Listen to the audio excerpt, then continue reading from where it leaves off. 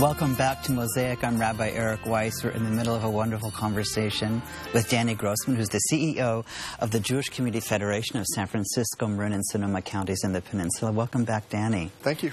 We were talking about the ways in which organizations make decisions about the kinds of philanthropic decisions they make and services that they offer to the community for the sake of really building a vibrant community.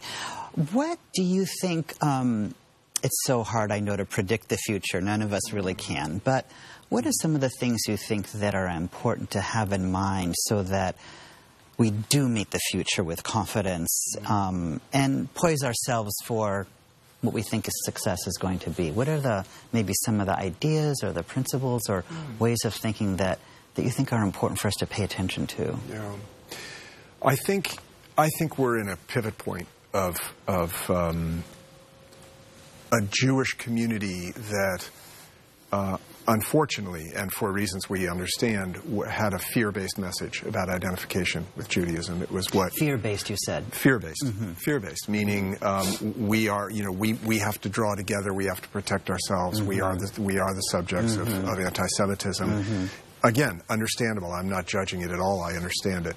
Today's younger generations don't understand that. They don't feel the fear, at least in this community.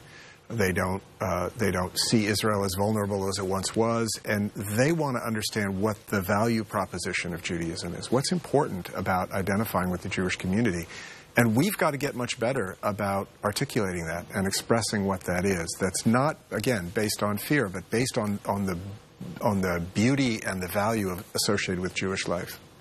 When you use the term value proposition, meaning that somebody sees Jewish life as something that will give them succor, that will nourish them, that will give them comfort through hard times, inspire them? Yes, excite them. They can identify in many ways. 100 years ago, you didn't really have the choice about what your identity was. Today, one can choose. And one can choose beyond a faith-based message. One can say, well, my identity is as a surfer, mm-hmm. or as a writer, mm-hmm. or as a Jew. But why? Mm-hmm. Well, for all the reasons you mentioned, because mm-hmm. of the deep tradition that brings comfort, that brings inspiration, that brings obligation mm-hmm. and responsibility. So, it's a fascinating thing, I think, particularly in the Bay Area, that we, in our country, are sort of the end of manifest destiny, not to leave out Alaska or Hawaii, but we have a natural border to our continent, and so we embody that, I think, in the ways of being sort of on the cutting edge of things. And there's a lot of academic history that says that the Jewish community currently will be west to the east rather than east to the west. I'm wondering in that context, then, what are some of the things that we see, particularly in the world of inclusion, that are going to become maybe mainstream into the future? I think of the issue of Jews of color, mm-hmm. or LGBT Jews, or Jews in interfaith relationships, or all the different ways in which Jewish identity itself can change. What are some of the things you think that are kind of burgeoning up here that actually are going to be the prairie fires, so to speak, right. East? Right. And I'm proud to say, as you acknowledge, that this community and this federation have been on that cutting edge in defining new approaches that do typically roll in a wave eastward. So we are looked at for those reasons.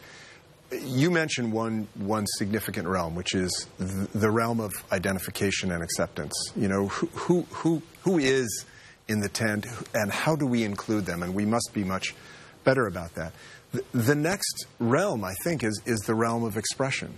We used to think of ourselves, well, if you're Jewish, you go to synagogue and you pray on certain days, and there are so many different ways to be Jewish now, so many exciting, inspired ways that are based on Jewish tradition and history.